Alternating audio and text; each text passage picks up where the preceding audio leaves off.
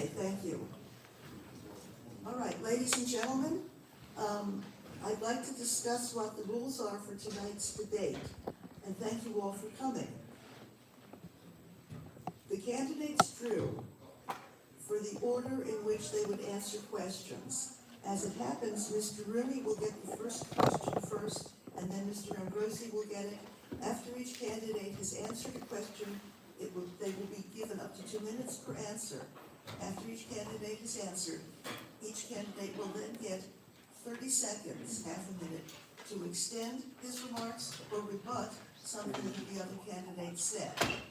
The second question will go to Mr. Ambrosi first, and we will alternate going back and forth after that. At the close of the hour, each candidate will get a 3-minute closing statement. The debate will be live streamed, I believe, on YouTube. I am hoping to be able to post it on the League of Women Voters website as well. I know many of you have friends who couldn't make it tonight. I would be very grateful if you would let them know that it's going to be up. Cell phones ringers are off. The one thing I would say is once something is posted, I know that we can't really control it. The League of Women Voters does object to people taking snippets out of the debate and just posting the snippet. We want to give voters the opportunity to hear both sides of a question and not just a little teeny piece. We're not in the business of helping campaigns make political hay out of 2-second answers. We are in the business of helping voters to the best of our ability. If there are, and I should also say that so far people have been very good about writing questions. I will not ask any question that is phrased in such a way that only one candidate can answer it. All right, this is a debate, not a gotcha. All right, so if the question comes up, when you were on committee X, or when you were in position Y, why did you do Z? It's not going to get asked tonight. There are other ways of asking the candidates those questions. If we are set, I'm going to go with the first question to Mr. Rooney first, and it is, what do you think is the most serious issue facing Monroe, and if elected, how will you deal with it? Thank you, Jane. The most serious issue facing Monroe is state mandates. State mandates impact our costs. They impact all of your pockets. Our state legislature consistently pushes state mandates onto education and onto law enforcement, creating an unnecessary burden on the finances of each and every one of you, especially our seniors. What we need to do is work close with our state legislature to teach them how these state mandates affect our town. All right, Mr. Ambrosi.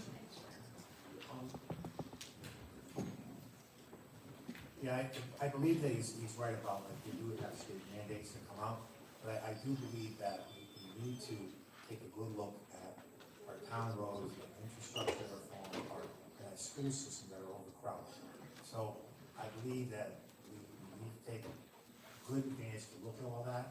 And yes, the state puts a tax burden on the taxpayers, but basically, you can't let this go down the road anymore without us trying to fix what we have already in place. Okay, anything further? Do I ever do well? You certainly do. We have paved more town roads this year than ever before. We started an actual paving operation within our town to pave our roads. Everybody has seen that difference. In regards to Board of Education, as my opponent has spoken, the Board of Education by state law does not fall under the First Selectman's purview. That would be the superintendent. The First Selectman's job is not to look at, or not able by state law to look at, the line items of the Board of Education. Only the cost. That's time, I'm afraid, on the I rebuttal. apologize. Short rebuttal. Anything further, Mr. Ambrosi? Yes, well, you're right that but you cut the budget for the Board of Ed. It's not like that, the Board of Ed puts the budget forward. It was a 9-0 vote on bipartisan to accept this budget, but you in turn cut the budget. So you say what you want about that the board of ed mandates what they want, but it's basically that we have to, as far as the town, we either agree to it or we cut it. And if you Time. cut. I'm sorry, time. Remember, this is only 30 seconds on a bubble. All right, the next question goes to Mr. Ambrosi first. If elected, what is your plan for tackling the upcoming budget season? I can tell you the truth that I don't know about all the upcoming things for the budget season, because I haven't been in office and I'm just going to know a lot more about the upcoming budget season. I mean, you really have to look at the numbers of what's coming out of the budget season and see where we can save money and where we have to cut. So that's basically what I stand at. Okay, Mr. Rooney? Thank you. In regards to budget, there was no budget cut, there was a reduction of an increase. The budget was exactly the same as last year. As a matter of fact, there was a significant increase in the budget. Yes, it was passed 9-0, and it was put out to a referendum. As far as this year, things that we're facing high medical costs. I negotiated with out of United Healthcare, who wanted to increase 28% in the fiscal year 23-24. I made a negotiation with the state at 9%. The state turned around, emphatically said to us that they would only increase the medical insurance 2 to 4%. They hit us with a 10.9 last budget season. The reason why there's reductions in budget was to offset the impact of the state reval. Our property values skyrocketed, and our tax rate is included with that. Okay, so we lowered the mill rate from 38.27 to 28.61. Board of Finance increased it to 28.67. The reason why these budgets are reduced, or the asks are reduced, is just to offset the impact to our seniors and those who are on fixed incomes. Thank you. Okay, rebuttal? I think, also Mr. Rooney talked about the roads. The roads are being surface coated right now because the drainage underneath the roads we still have a problem with the drainage. I don't know why he's saying that he's paving the roads, but some of the roads are just being surface coated for now to get down the road for a few years until we get the drainage fixed. Because the roads are deteriorating underneath, more than just coating them over with what the machine. We have DPW doing it now, which is doing a good job. But basically, we got to coat it until we get to fix the root problem. That's why the roads are coming up. Okay, thank you. Anything further? My opponent is really out of touch. We are doing the drainage to do what needs to be taken care of with the infrastructure and then paving roads. We are additionally paving surface coating. We are also doing complete reconstruction, and we are doing the coating that you say. There are 3 options. That's what we're doing. There's 3 options. There's probably people in this room who have seen their entire road reconstructed and paved, or surface coated, or surface paved. There are 3 ways to do things. Thank you. Okay, thank you. Next question goes to Mr. Rooney first. Fairly argumentative, but it's an audience question. We have zoning laws in town. Why are they not being enforced?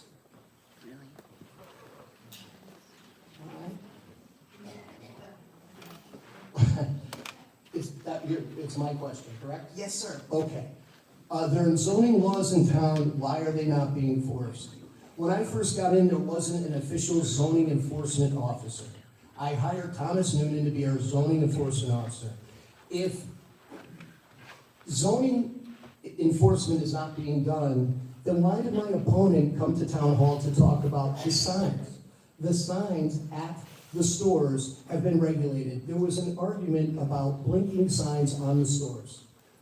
Zoning fixed that. My opponent actually fixed that.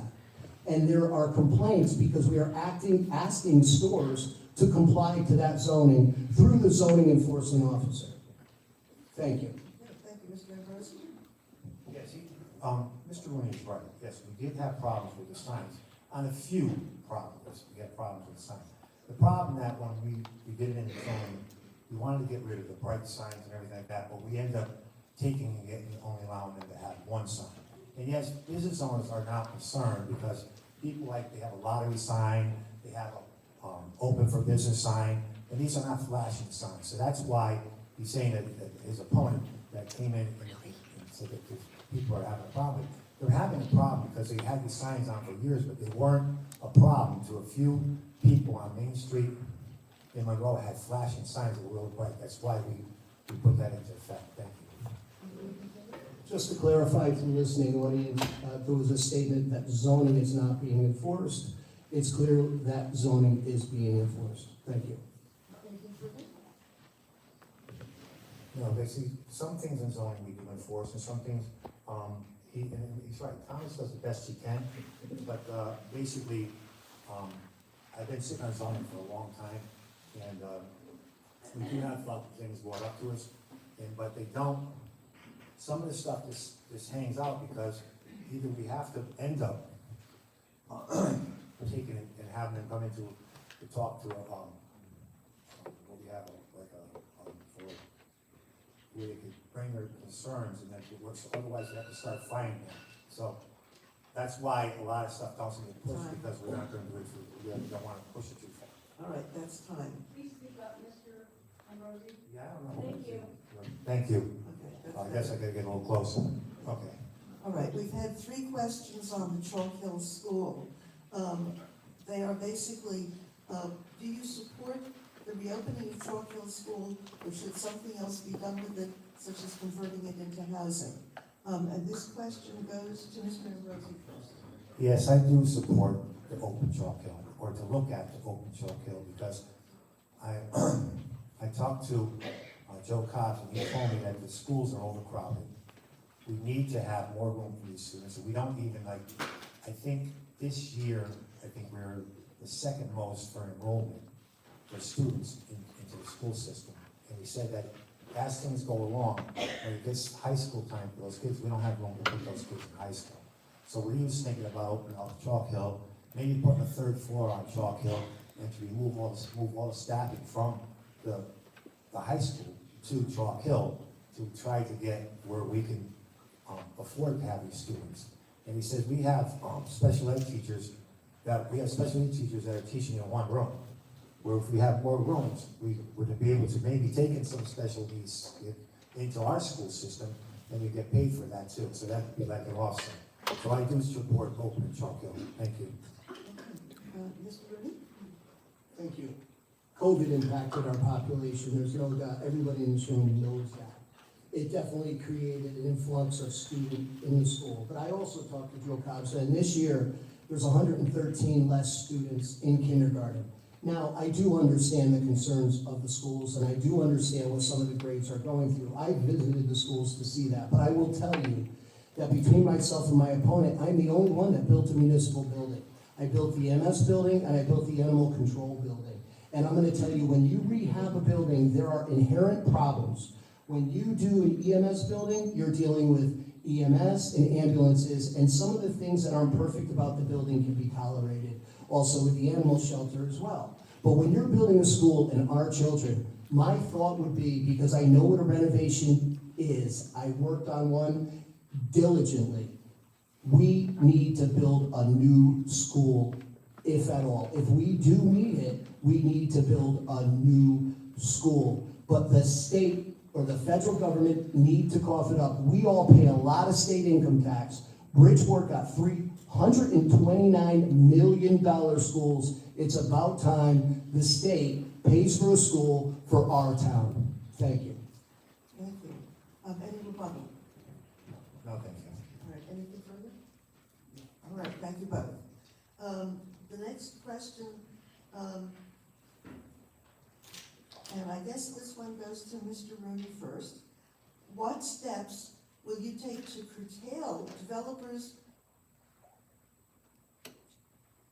I think this is starting or constructing and then leaving a mess. Friends, see Route 25. It is a mess. Behind And I'm working diligently with people trying to get projects there. However, the first selectman doesn't have a purview over what goes through P&Z and what is deemed illegal on a certain and specific site. So I would put that trust into my P&Z administrators and the P&Z commission to regulate what is best through regulations for the town of Monroe. Thank you. Okay, Mr. Ambrosi? Yeah, well, as far as, we have regulations set in place for what we can put into those, open spaces and everything on Route, 25. And that, yes, Route 25 is definitely needs to be worked on. I mean, we've talked about that a long time ago, about at least doing something to make, some kind of incentive to try to make Route 25 grow. And I think that if we could make it like, where, it's like a village district or something like that, where we had connecting, where people could go shopping and get ice cream and stuff like that, and try to, either we have to get a tax break there or something that we have to do, but we have to do something. Route 25 is a disaster. And I think if we start to build up there or do something there, as far as the planning is on, I'm all for it. I mean, some people came in front of us and wanted to change some stuff, and we said, yeah, we would do that in our commission, and they, they're still trying to get tenants to do that, to build there, so. There is some action on Route 25, but it hasn't been, nobody's started building yet. Okay, anything further, Mr. Lee? No, just that there is significant action on 25 as far as people willing to develop, but the cost of construction is extreme. When you build commercial developments, there's a term called penciling out. Many people do not want to invest if they don't see the value in their investment. So it's very difficult to get a developer in Monroe to do it. But with the recent property values and the changes and people coming in, there is a lot more interest in my office. Thank you. Okay, anything further, Mr. Ambrosi? No, All right. The next question is the flip side of this. What should Monroe do to increase commercial development? And this one goes to Mr. Ambrosi first. well, I think we, and I'm in the planning and zoning commission, we try to increase commercial development. We have subcommittees and they come in to talk to us about that, so we are actively doing it, I mean, and so when they come in, we work with them. If it's a good plan that we think is gonna work in the town, we'll work with them, and if we have to change things in planning and zoning, we look at it, we have to change our regulations to allow it, but we do work with developers all the time, and we do it in a subcommittee. And so then they'll come in with an application, if we're in agreement with what they want to do. Okay, Mr. Rooney? Since I've been in office, the Starbucks has been built. There was an old building there, there's a new building there. I know people were upset about the sign. They tried to put a 20-foot sign on Dollar General, I fought that. The Dollar General, where that is, that was an old dilapidated building, and now we have a nice new structure there. In the last 2 years, under my leadership, we have brought in 84 new businesses. We are doing that job. Thank you. All right, anything further? How many businesses have we lost? Bringing the 80 new businesses, have we lost businesses, or, I mean, and what kind of businesses are you talking about? Are we doing home-based businesses? Or you brought in, like you said, you brought in 80, but are they home-based, are they regular businesses, or retail businesses? I don't know where the 80 came from. Anything further, Mr. Rooney? You haven't seen Central 25, you haven't seen Bart Center, you haven't seen Dollar General, you haven't seen all of the businesses on 25, Leon? There have been many businesses brought in, there's all types of businesses that are brought in. According to the Economic Development Director, we have brought in 82 as of 2 weeks ago and 2 since then. There are a multitude of businesses, and I can assure you, since I've been here, it has not been pizza places, nail salons, or liquor stores. All right, that takes care of that question. The next one will go to Mr. Rooney first. How do cluster residential developments affect our taxes, and what are your plans, if any, to control cluster development? Is this for me? Yes, sir. Okay. Cluster developments are a nice way to preserve nature. Usually, when you have a plot of land, what I know about it, when you have a plot of land, you have a legal right to build on that property.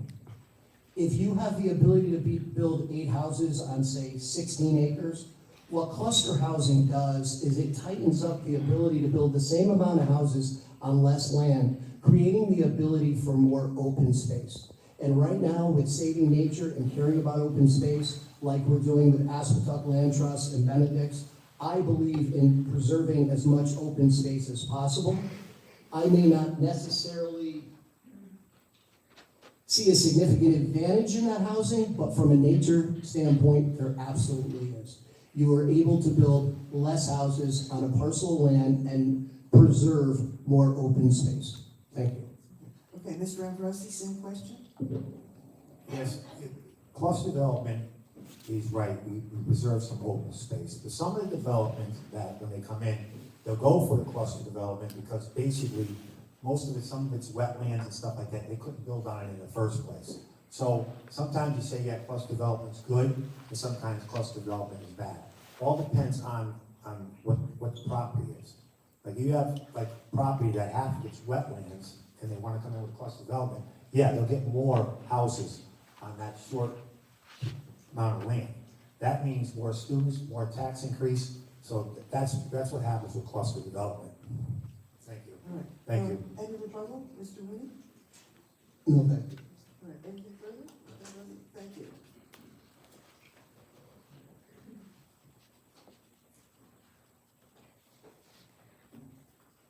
All right, next one, goes to Mr. Ambrosi first. If elected, what are you going to do for veterans? Well, veterans, you know, veterans need help, I mean, and, I would have to look like what's the best things that we can do for veterans in the town. I mean, I'm not really up to date on all that stuff, and I'm not gonna be honest about that, but I would try my hardest to take care of the veterans. Veterans that served our country need as much help from, I believe, from the state and from the local towns, and to help them get through whatever needs they need. Thank you. Thank you. Same question, Mr. Rooney? I will say, this is one thing I agree on the state. The state enacted complete tax exemption for fully disabled veterans in last tax year, 25, 26.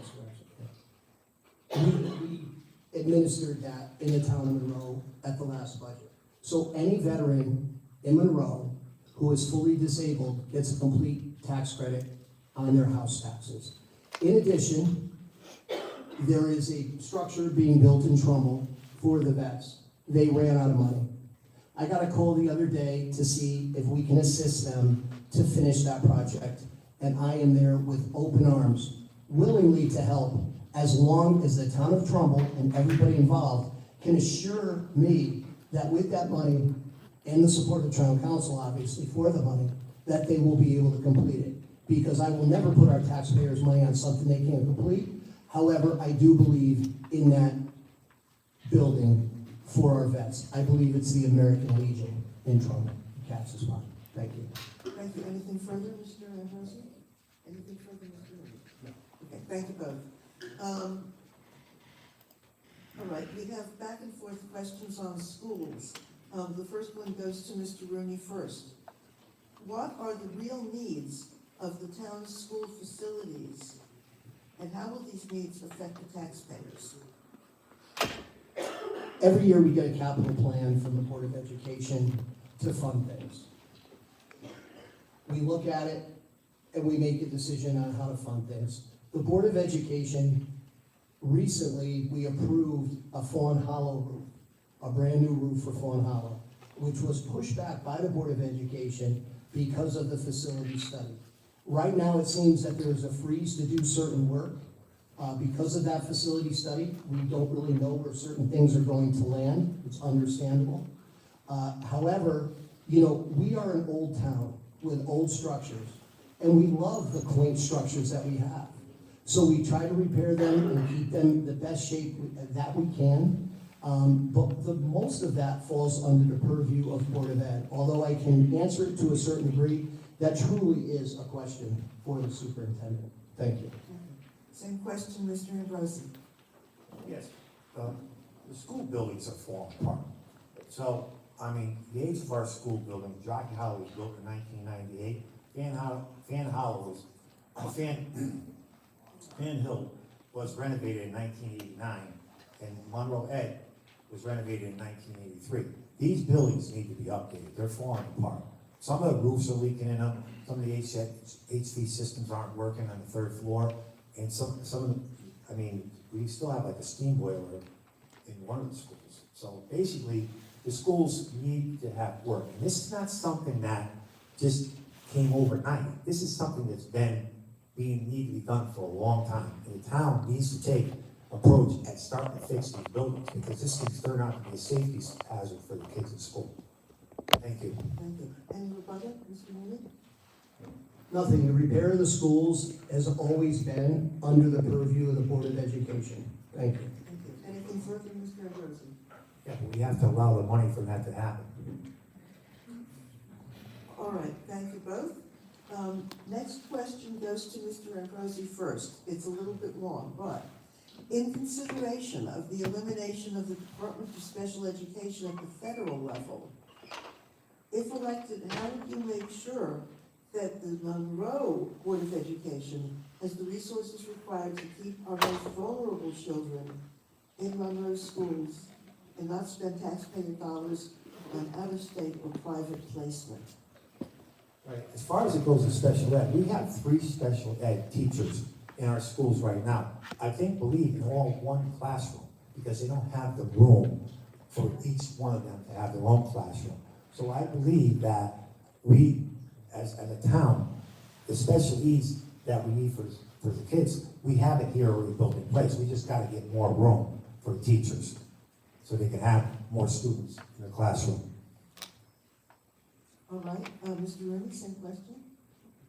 Would you mind repeating the question? It was kind of a two-tiered question. Yeah. All right, in consideration of the elimination of the Department of Special Education at the federal level, how will you make sure that,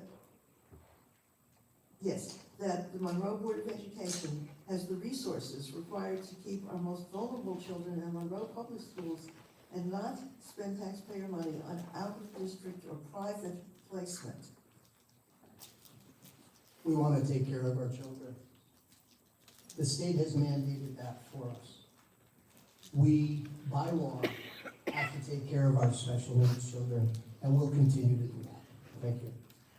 Okay, anything further? Yeah, but we need the space. We need to have the classrooms, the space, so we can do that. Okay, anything further, Mr. Rooney? All right, thank you. Sorry, go ahead. What are we doing now? We're not taking care of them now, we don't have the space? Thank you. No, I didn't say we weren't taking care of them, I just said that we need more space. Both of you have now used your rebuttals. All right. All right.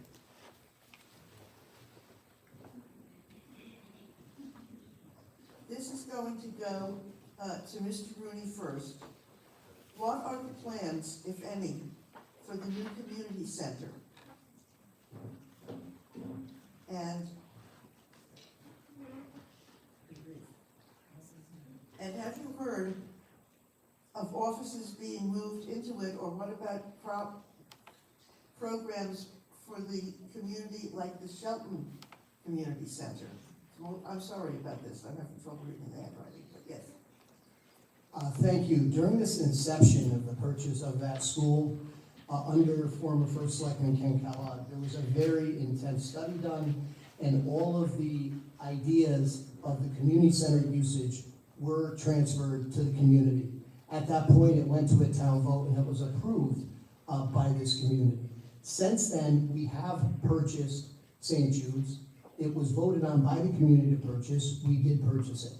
Where we are right now with St. Jude's, recently I opened up a new IT center because our cybersecurity is so important, and they were in a very, very small spot behind Monroe L. Currently, we are repairing all the health and safety issues regarding the wall, as many of you have seen, and we are on to doing the basketball court, the court inside. The goal was to, and the plan was brought out and shown to the public, was for Parks and Rec to move down there and do programming, which they will as soon as the health and the safety issues are solved. We are getting very, very close to doing that, and I'm hoping that when we open, we can have indoor pickleball. Thank you. Thank you. Same question, Mr. Ambrosi. Yeah, as far as it goes, for St. Jude's, are we, I don't know if we agreed on, for the purchase of the building and to renovate the building, that it's gonna be around $3 million. I don't know if that is now true fact or not because of the wall and stuff like that, or if that was all incorporated. As Mr. Rooney would know a little bit more about that than I would. But when will the building be done? And how much work more needs to be done? Or is it gonna cost taxpayers more money to finish the building? And so that's what I would like to know, because everybody's wondering about the more money than what was allowed for. Thank you. Thank you. Anything further? The original approval was for $3 million, 1.85 for the building, and then the rest was for repairs. The wall was expected to be $1 million. We got it done for $482,000, I believe, was the amount. And we are continuing to work on that, and we will get that thing up and running. It's gonna take some time. We're using LoCIP money. We applied for brownfield grants, which we achieved. I hired a grant writer. We have received a lot of money. We are trying to do it with very minimal impact on the taxpayer. That's why it's going, at this point, a little by little, because we don't want to put pressure on our citizens. Thank you. And I'm afraid that's time. Anything further, Mr. Ambrosi? So then that means it's probably gonna cost the taxpayers a little bit more money than what was allowed for. That's the question I have. So I just wanted to know that. Thank you very much. All right, thank you both. Next question goes to Mr. Ambrosi first. After the slow response to the several floods a couple of years ago, what are your plans, if elected, to take care of future events that may be caused by climate change? Well, I think that we learned our lesson from what happened with the floods, the 100-year flood. And I think that, and I hope that, and I'm not in town right now, but I believe that the DPW must have come up with a plan that where people can get out there and take care of the situation instead of letting it get too far. And I said, like I said, that's nobody's fault. We had that 100-year flood that came in, and I think that basically Mr. Rooney would probably answer that a little bit better, that if they do have a plan in place now to take care of that. Thank you. Mr. Rooney? Can you repeat that question? Because I think there's a word in there that Yes. I'm interested in. All right. After the slow response, I'm sorry, what was that word? slow response. Excuse me, what was that word? Slow. Slow. Oh, okay. Yeah. All right. After the slow response to the summer floods a couple of years ago, if elected, what are your plans for future response to events caused by climate change? I will be honest with you, I don't know who asked that question, but I personally take offense to it, and I can assure you that our highway department and DPW does as well. We worked around the clock for 8 days trying to get those roads together before school. It was unthinkable, the work that our crews did to get that together. And not only did we get it together rapidly, we were the first town in Connecticut to receive FEMA money.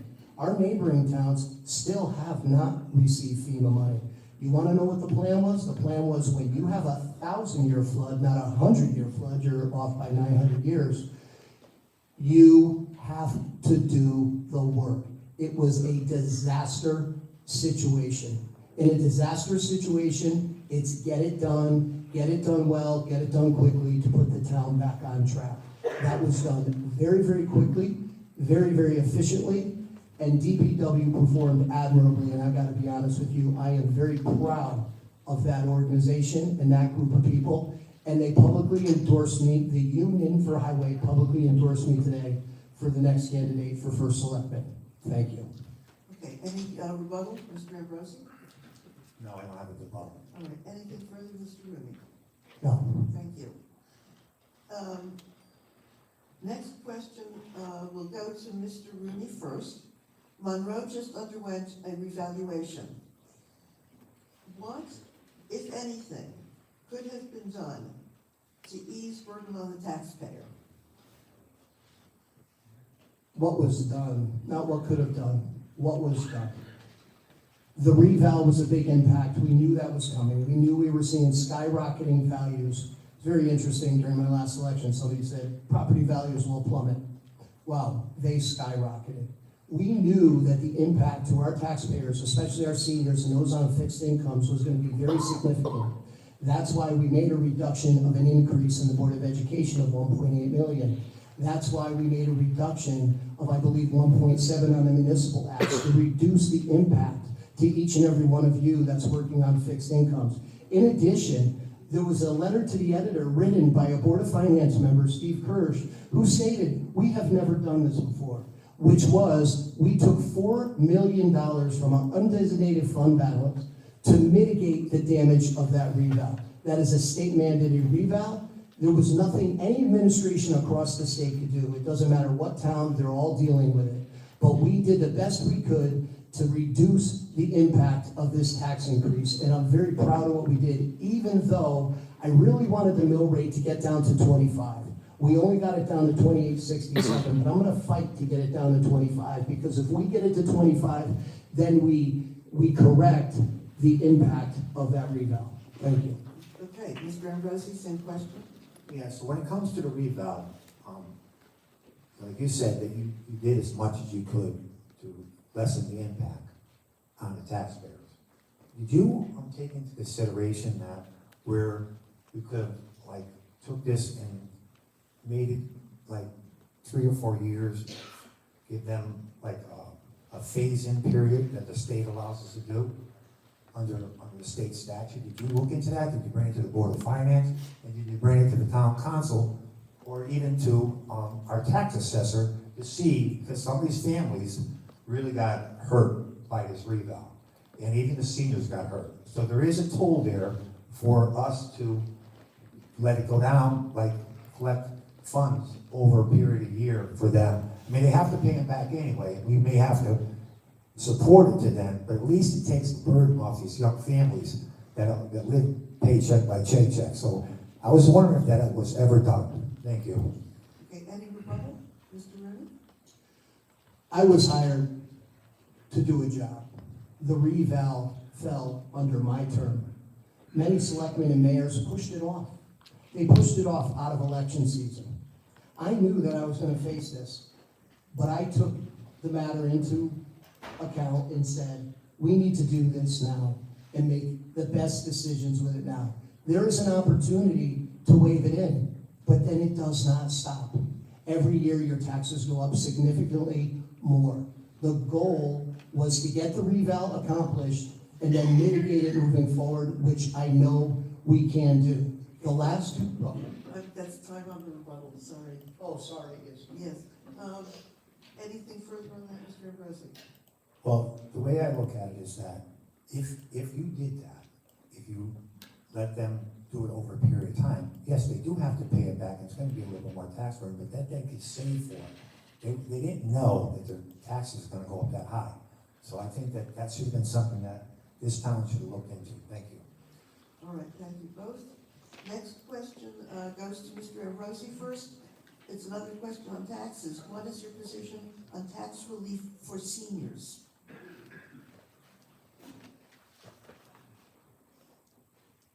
To me? Yes, sir. Oh yeah, I'm a senior now, and I was at the senior center today talking to the seniors about the tax relief. And I think that every year we need to look at to try to save the seniors as much tax and to try to keep our seniors in town, because if they sell their houses, it's gonna create more students in our town, which is gonna cost like $21,000 a year to each student. So I'd rather keep the seniors in town and keep them in their house. So that's then going to relieve the taxes for the seniors. Thank you. All right, Mr. Rooney, says one. So when I got in office, I promised the seniors that I would work on that. And immediately getting in office, I worked on an ordinance to elevate the tax ceiling for their deduction. It was at 60, I raised it to $75,000. Now, I didn't do that alone. The Commission of Aging, run by Chairman Susan Benet, she was very gracious, asked me to come talk to her. I told her that we were working on it already, and I sat with her, and bipartisanly, myself and Susan Benet got it across the finish line. At this point, we brought it up to $75,000 the ceiling. We wanted to see what the impact was. Because of the reval, we didn't want to make too many drastic decisions. But my goal in the next term is to bring that up to 85 because the tax impact was not as extreme as we expected. Thank you. Okay, anything further, Mr. Ambrosi? Yes, and I agree with Mr. Rooney that we need to do that for the seniors. Anything further, Mr. Rooney? I did it with Susan Benet, and it worked out fantastic. Thank you. Okay, thank you both.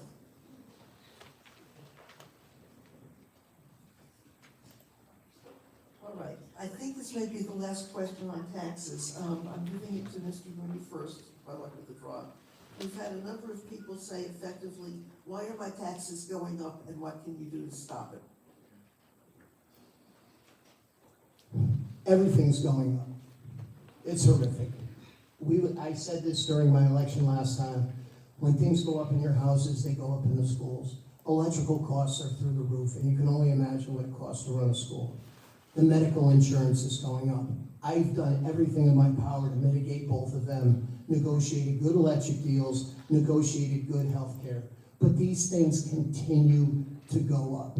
What we need is our directors, our Board of Education, our superintendent. We need to look at operations very, very closely.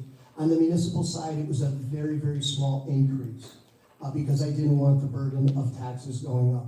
But we need across our boards, across our directors, our superintendent, our Board of Education raises. We need to look at everything and do everything we can to mitigate taxes going up. But it's very, very difficult in the environment of state legislative mandates, electric costs, and medical costs. Thank you. Thank you. Mr. Ambrosi? Yeah, I believe, that he's talking about that with the taxes going up with the state mandates and stuff like that. And, as far as the school system, but I believe that we created our own problems by not maintaining a lot of our stuff in town.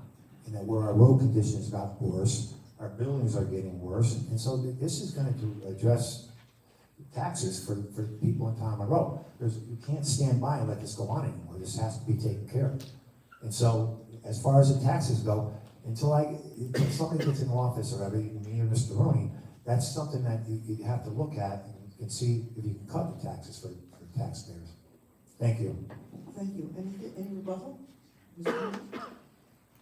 No. Okay, anything further, Mr. Ambrosi? Thank you. The next question goes to Mr. Ambrosi first. Gentlemen, oftentimes the arts end up getting cut. What, if anything, would you do to ensure that this will not happen in the future? The arts, you said? Arts. Yeah, arts. I believe that those cuts get done by the school. And so, that's something that we don't control. That's not through the schools. And so, if we cut funding to them, that's the first thing to do is to start to cut arts. Because, that's, if they don't have a budget, they're gonna cut that. And that's all I have to say is really, they make that decision. Thank you. Thank you. Same question, Mr. Rooney. We run a program, Arts in the Parks. I'm not canceling it. We have a lot of bands that come in, but I understand that this is an education question. The Board of Education decides what to fund, not the First Selectman's office. So if they decide to cut the arts, that is the decision of either the superintendent or Board of Education. Thank you. Anything further? Well, usually they're cut because of the funding. That's the main reason why they cut them. All right, anything further, Mr. Rooney? Nothing further. Okay, thank you. This one goes to Mr. Rooney first. The school budget is always a contentious process. Would you support the idea of voting on this separately? Why or why not? Charter revision is something that at some point we're going to have to consider for a lot of reasons. Many towns do have the ability to vote on Board of Education and municipal separately. I see benefits to it. I see things that are challenging about it. I think at this point, with the cost of education being so concerning, listen, we want to educate our kids, we want to take care of our kids, we love our kids, but the cost is concerning. It may be a way to let the community speak We have to take care of the people in the town that have kids in the school, and we have to take care of the people in the town that do not. And that would probably give everybody a voice. Thank you. Okay, and Mr. Ambrosi, same question? I don't support, I think that the budget should be one budget, that where, you have a municipal side and we have a school side. I believe that, you know, if there's an issue with, we have people in place that vet out the school budget. I mean, we Board of Ed, those people are there, they volunteer their time, and they've put a lot of time into it. And when they come out with a recommendation, it's usually the most cost-effective recommendation that they could come out with. So, I believe in the same thing within the town budget. I mean, sometimes we have to allow more for roads, and then if all the roads are fixed, then we can cut that budget. But I think that everything should be where the voters can make it one decision instead of, because if we get to the school budget, you may start cutting things, and then you're gonna start cutting costs of school, and then you're gonna have to let teachers go, and then if the school's already overcrowded, what are you gonna do? So, I mean, that comes down to, basically, I think the Board of Ed should handle that, and I think it should be all one budget. Thank you. Thank you. Thank you. Anything further, Mr. Rubin? Yes, I hear a lot of double talk about things that are going to raise your taxes simultaneously while making the illusion of trying to lower the taxes. Thank you. Anything further, Mr. Ambrosi? It's not about raising the taxes, it's taking care of the needs that we need for the schools. And it's not about raising taxes. I'm not here to raise taxes. I'm here to take care of the needs for the school. I talked to the superintendent at length, you know? And so it's not like, you know, I don't know, you said you had a conversation, but I don't know when was the last conversation you had with him. But I talked to him at length, and he told me the concerns of the schools. So he's not just making that up. And the Board of Ed even agreed that they should look into opening Chalk Hill. So, I mean, these people that volunteer the time, spend the time, I mean, it takes a lot of time to come down to that. All right, thank you. I got to stop. Yes. All right. The next question. I'm sorry, do I get a rebuttal? That was rebuttal for both of them, I believe. Yes. And thank you both. I might suggest at this point that if you want to talk to the voters after the debate has ended, nothing stops you from just going out and answering some of these questions more fully. I also want to say to the audience that I thank you for your questions, but I think we have enough to get us through the rest of the hour. The next question goes to Mr. Ambrosi first. Should Monroe do anything to prevent apartment complex construction, and if so, what? Well, we looked at that in planning and zoning, and what happens is now the developers come in and they say, listen, it's hard for them to get retail, but they want us to do retail with apartments over the buildings.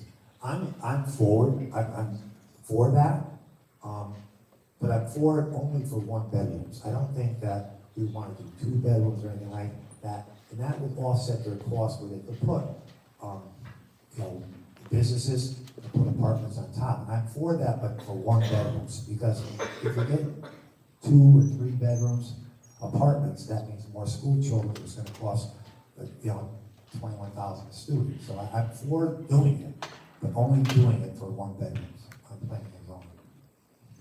Okay, Mr. Thank you. Rubin? If you could just repeat the question, please. Yes. Should Monroe do anything to prevent residential apartment complex construction, and if so, what? Well, I think Monroe has. I think Monroe has taken, the PNC Commission and administration has taken correct action into slowly introducing mixed use in Monroe. I think that that's a good start. Many towns around us do have it, but we certainly see what happens to town when they're reckless with it.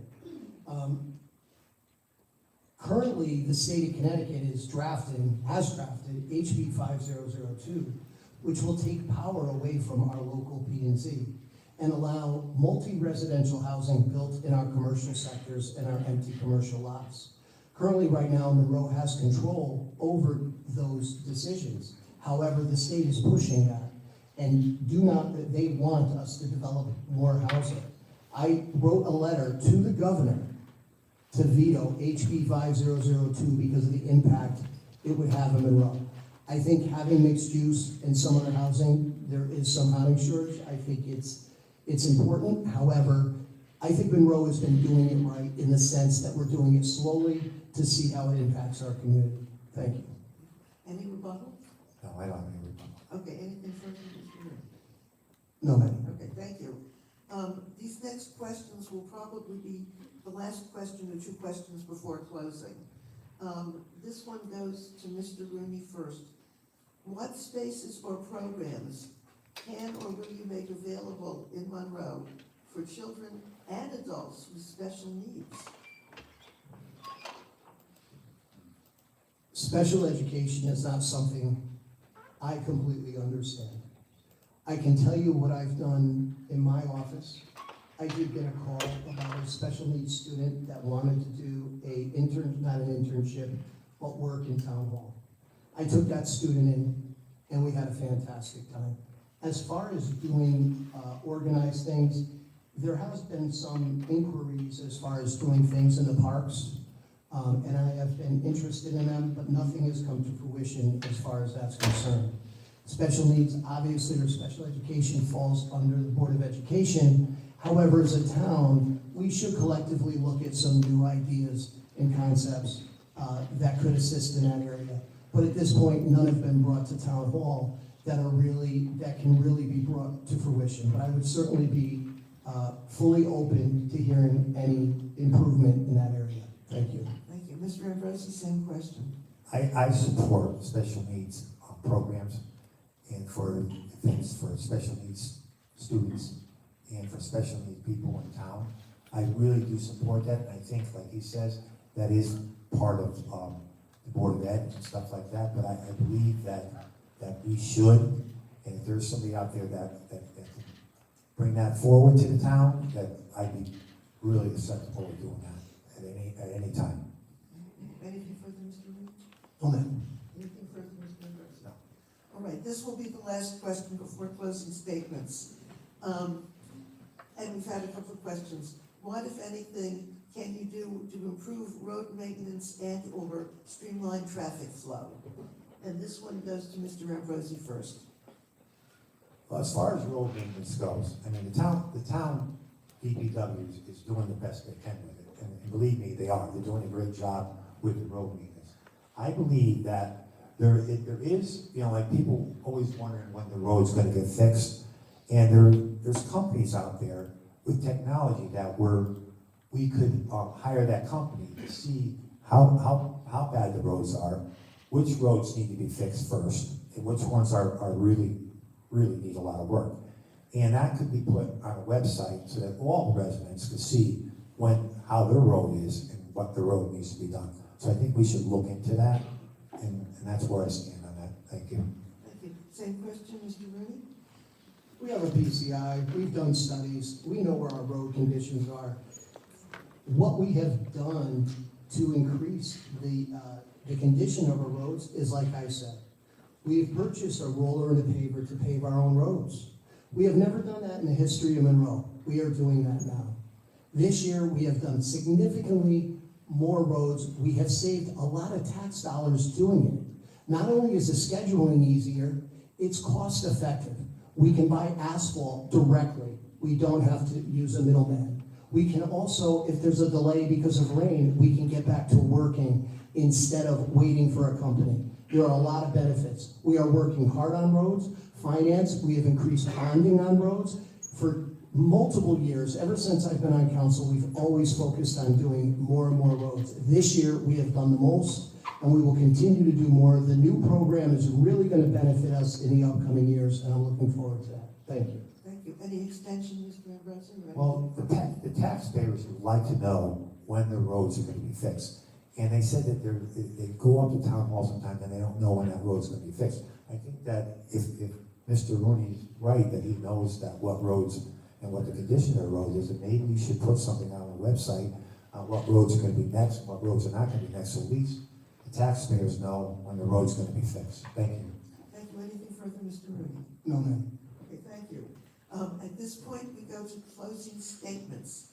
Timers, each candidate has 3 minutes to make a closing statement to the audience.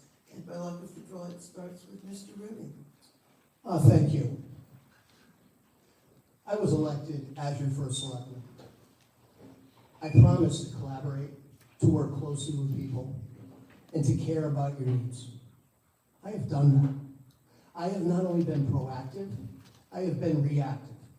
I have been reactive on social media. I've responded to your calls, whether it's a pothole, whether it's a lawn being mowed at the corner of Cross Hill and 111, or at, Elm Street and 111. I have been there. I have listened to these communities' needs. When people have complained to me about speeding, I have responded. I have done Yukon studies and put up speed signs to slow that down, and the accidents are down about 20% last year alone. When you talk to me about the roads, I put together the paver and the roller to do a better job. Everything that this community has asked me to do, I have done. I have been transparent. I have worked across the aisle. I have done ordinances such as the senior ordinance in a bipartisan manner. I have looked at Monroe holistically, and I've cared about it holistically. I have met with hundreds of people in my office, people who weren't happy and people who were. And I have tolerated and listened to every single critic that has been out there, and I have responded with grace and decency and integrity that this position deserves. I will continue, if you re-elect me as your first selectman, to listen to you, to be transparent as I have proven I can be and have been, and I will do what this community needs.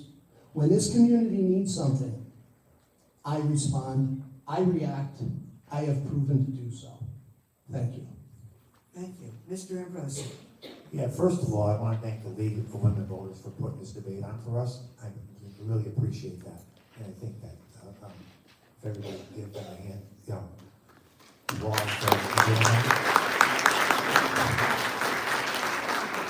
basically, I'm a business owner. I've owned my business in this town for 32 years. I have an auto repair business, and I solve problems for my customers. And what I do is I give them an honest day's work and tell them that what I'm going to do to repair their car and stuff like that. I have a good rapport with a lot of people in town, and I have a good customer base, and people support me, and they recommend people to me this and that. My son, my family, we've been here for 27 years. We live in town. My kids all went to school in town.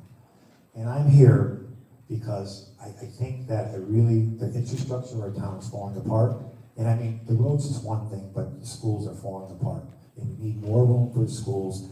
And I wasn't sure that Mr. Rooney was going to allow that to happen as far as to take it for the school needs. So that's why I got involved. I only got involved for that reason, because of the schools. I talked to people that have concerns for these students that are in the school and for the safety of the kids in the school. So, I mean, basically, if I, he has to study, and he was supposed to, the Board of Ed wanted Chalk Hill, and he finally released it back to them so that they could do a study on Chalk Hill, see what it costs to fix Chalk Hill, so that we could take care of that problem. But I thank you all for coming out. I'm a business owner. I'm here to try to get things done. I'm not going to say I know everything about it, but I will find out about it, because that's the way I am. Thank you for your time. Thank you both. On behalf of the League of Women Voters, I want to thank both candidates. I want to thank the audience. And I have one thing to say. At this point, with early voting already started, it is up to you, both in the audience here and in the viewing audience online, to get out there and vote. Thank you.